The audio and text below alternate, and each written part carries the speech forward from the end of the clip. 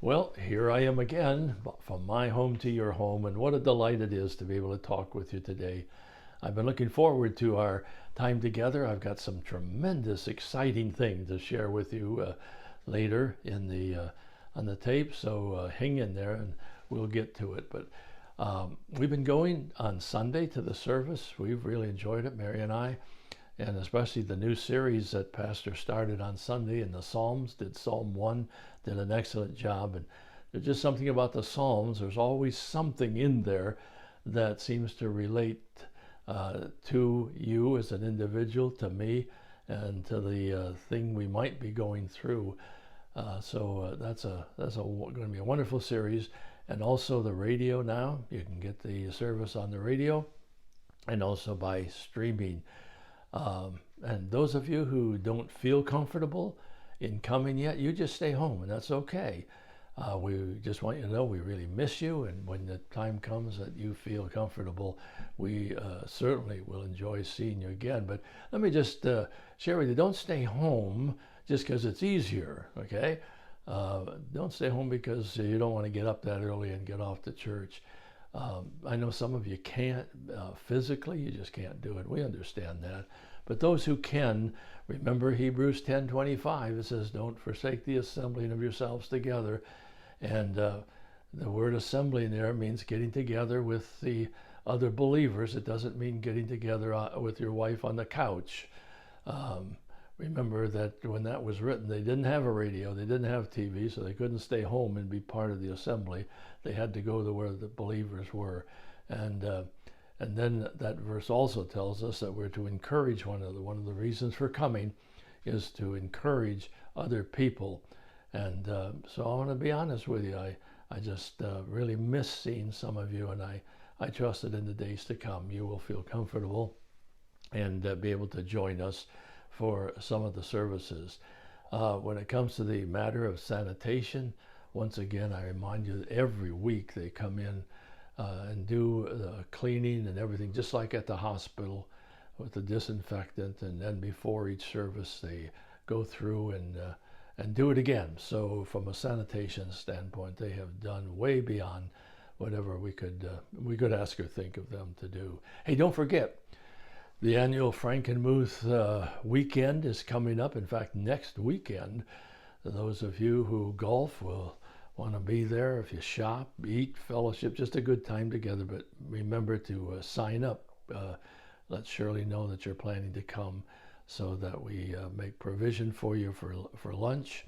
The restaurant, I think, has even given us a larger room so that we can do the social distancing even around the tables. And so that's going to be a great time. Hey, some of you, or at least one of you, sent into the IRS how much you had given to the church. And, well, they called me and to check on you to see if what you had put down was really true. So here's the picture. We took a picture of what was going on. It says, Reverend, this is the Internal Revenue Service. Can you confirm that Mr. Jones, and we never put the person's real name in there, that's Mr. Jones, gave $2,306 to your church last year? And my reply was, well, if he hasn't yet, I guarantee you he will. So I don't know which one of you that was, but that's interesting. Hey, how about this Woodside Goal 100 that was introduced last Sunday? That is exciting. 100 young men and women who would commit to take the gospel to other parts of the world. And don't forget, even older people, retired people can get in on this. There's going to be some good training, a 4-step program. Wouldn't it be wonderful to think that Woodside Bible was the one who sent out the last missionary to touch some area of the world and finish the job that God has given to us. And I know that some people say, well, why are you so involved in world missions? And I didn't have time last week when we were looking at John chapter 17. But remember I said, first of all, Jesus prayed for his relationship with the Father. Then he prayed for his relationship with the disciples. And then finally, he prayed with his relationship to those of us who would come to know Christ over the following years. Well, just before he ended his prayer with for the disciples. He said to them, to the Father, he said, as you sent me, I'm going to send them into the world. And so his heart for reaching the world is true just before he went to the cross. And then right after the resurrection, one of the first things he said in John 20 was, as the Father sent me, I'm sending you. And then the last thing, one of the last things he said before he ascended to heaven was that they were to be witnesses both in Jerusalem and all Judea and Samaria and the ends of the earth. So world missions is on the heart of the Lord and is part of the wonderful privilege he's given to the church to reach around the world with the gospel of Jesus Christ. Also, and I didn't realize this, that Doug and Terry Jones are having their garage sale this weekend, and they'll probably have it again. They have so many things, but the money they raised is for Thailand. So if you've got some things, give them a call and work out getting it over there. And then Mary mentioned to me the other day, would you remind the people that this is a great time to begin buying school supplies, books and notebooks and pencils and crayons and all those kind of things. We use them for Samaritan's Purse. And so you get them, tuck them away. Don't bring them over to my house and put them in my basement, okay? You put them in your basement, your closet, your attic, and save them until November when we begin to bring these things in. Now, I have an exciting announcement. Some of you have said, when can we get the class back together? Well, here's the news. On August the 9th, Sunday, August the 9th, at 5 o'clock, we can come back and have a meeting together in the community room.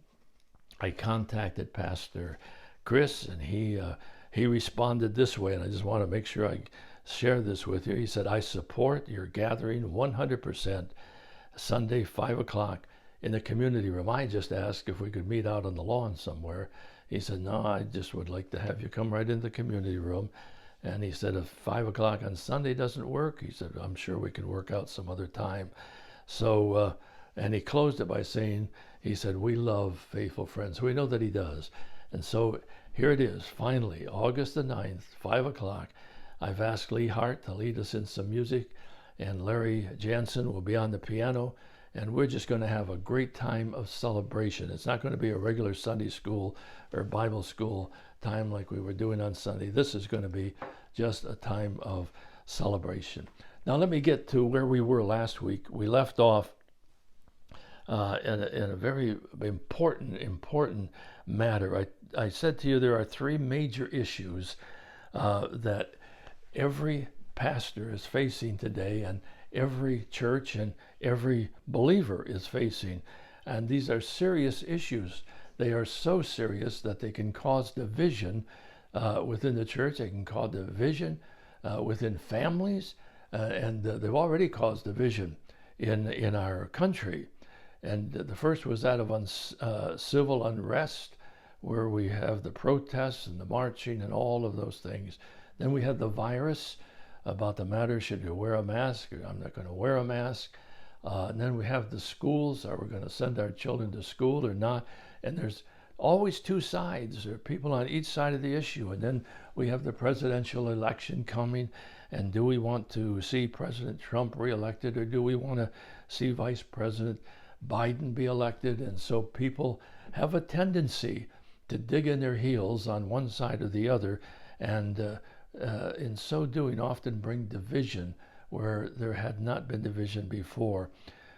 There was a church I heard of just this week, which was interesting, who did weeks of preparing the congregation, sharing about these issues, using the Bible, using special guests. And at the end of the time, they took a survey and asked the people, how did this affect you? 60% of the congregation said, we thought it was good. It was helpful. We learned a lot. 20% said, well, neither here nor there, didn't affect me either way. But 20% of the congregation said, we are really upset. They called the pastor some names that you don't find in the fruit of the Spirit in Galatians 5. And Satan just is going to use these divisions or to bring division over these issues. And we've got to be careful that we don't become one of his servants to bring division. Now, the question that we asked last week was, what are we supposed to do? What's the pastor supposed to do? But what am I supposed to do? And we saw, first of all, that we need to be sure that we are in line with our Lord's Prayer. And we looked at John 17, where his prayer for us is that we would be one, even as he and the Father are one. And then he tells us why that's important, so that the world may know who Jesus is. And so our unity is not only important just for getting along, it's a testimony to our community. We need to be very careful. Satan's goal is to divide us, to cause us to be critical, to complain. And as Pastor Chris said one time, a divided church will never be able to win a divided world. Well, then we began to look at Ephesians chapter 4, and we said we must go all out in helping to maintain unity in the church. And we looked at verse 1 and verse 3, which says, I therefore, a prisoner of the Lord, urge you to walk. He said, I beg you to walk, and that means to conduct yourself in a manner worthy of the calling to which you've been called. Then we drop down to verse 3, which says, eager, really concerned about it, eager to maintain the unity of the Spirit, not to develop the unity, just to maintain what God's already done, to maintain the unity of the Spirit in the bond of peace. Now, the question is, how do you get from verse 1 to verse 3? Well, the only way you can do that is go through verse 2, and that's what I want to talk to you about today. He said this, verse 1, I therefore, a prisoner of the Lord, urge you to walk in a manner worthy of the calling to which you've been called.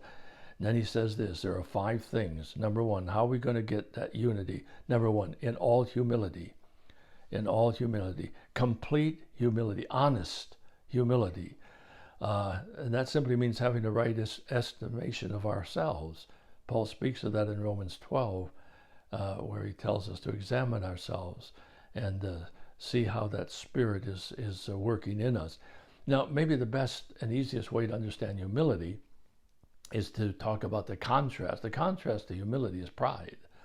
And Proverbs 6 says, God hates pride.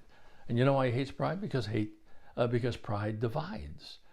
Pride causes problems. It causes problems in a marriage. It'll cause problems in a church. God hates pride. Peter says in 1 Peter 5, humble yourselves before the mighty hand of God, and he'll exalt you in due time. Humble yourself. That's something we have that responsibility. James says God resists the proud and gives grace to the humble. I heard one of the workers in Collective, one of the tapes, said this, and it just caught my attention. She said, has it ever occurred to you that your opinion may be different than God's opinion?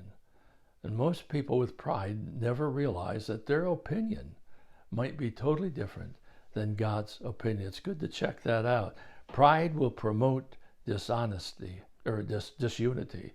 Pride will promote disunity. Humility produces unity. The second word is the word gentleness.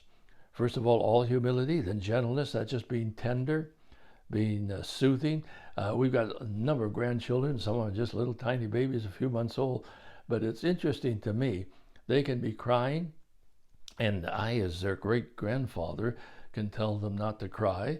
But when mother comes and picks them up and puts them in her arms, there's a soothing, isn't there? And that's what he's talking about, gentleness. In fact, it is the same word that's translated sometimes meekness. And that's what Jesus says about himself in Matthew 11:28. He said, come unto me, all ye that labor and are heavy laden, and I will give you rest. Take my yoke upon you and learn of me, for I am meek. And that's the same word. I am meek. I am gentle. Aren't you glad that he is? And we need to be gentle like that. Somebody has said, the next one, the third one is patience. Patience simply means tolerance, means having self-restraint. Some people have such a short fuse. Somebody once said, the emptier the teapot, the quicker it'll boil. And maybe that's true in our lives as well. But some people have such a short fuse. You hate to see them coming to a meeting. I remember as pastor, and to be honest with you, there were some people I hope didn't show up at the meeting because I knew that they were like an empty teapot, and it wouldn't take much for them to lose their patience. Number 4, bearing with one another. That just means supporting one another. You see, our job's not to train or not to change other people. That's God's job. Our job is to learn how to get along with other people. God will change them if they need to be changed, and He may change us in the process. Sometimes we say, well, I don't agree with what's going on. I don't agree with so-and-so. That's okay. They may not agree with you either. But part of getting to the point of maintaining unity is learning to bear with one another. We don't have to agree on every issue. And then the last, number 5, is love. In love, that's just tenderness. And if you forget what love is, read 1 Corinthians 13, and then Galatians 5, the fruit of the Spirit. We're all tired. We're all a bit confused. You hear so many different things on television, and so we need to be patient, and we need to be forbearing with one another. So what have we talked about? Number 1, Jesus prayed for our unity, our oneness, and He is still praying for our testimony to the world. Number 2, we saw that Paul says, here's how to maintain unity of the Spirit. We can have unity, Paul says, in the midst of a chaotic world. Always remember the gospel is more important, far more important than my opinion, right? We want to see the gospel circle the globe and people come to Christ. Now, we can disrupt unity. All we have to do is do the opposite of these 5 things. Instead of being humble, be proud. Instead of being gentle, be rough. Instead of being patient, be impatient. Just go down the list and do them backward, and we can disrupt the unity. We don't want to do that. If I were to sum it all up in one word, I would say that causing disunity is simply out of an issue of selfishness. It's our way or no way. Now, next week, I want to show you a church in the Bible that went through a really difficult time that could have split the church, would have made all the difference in the world in church history. But I want you to see how they handled it. It'll be a great lesson and a great illustration for us. Okay? Let me pray with you and then we'll be done. Father, thank you so much for your word. Thank you for your admonition as to how to maintain unity. Those 5 things are so important. Help us to major on those. Help us to have a heart for those that are going through difficult times. People are dying. They need our care. They need our love. And marriages are going through difficult times, and they need somebody who will understand. So help us to be all that you want us to be. In Jesus' name, amen. Thank you for listening. We'll see you Sunday, or if not, we'll see you next week. Okay? God bless.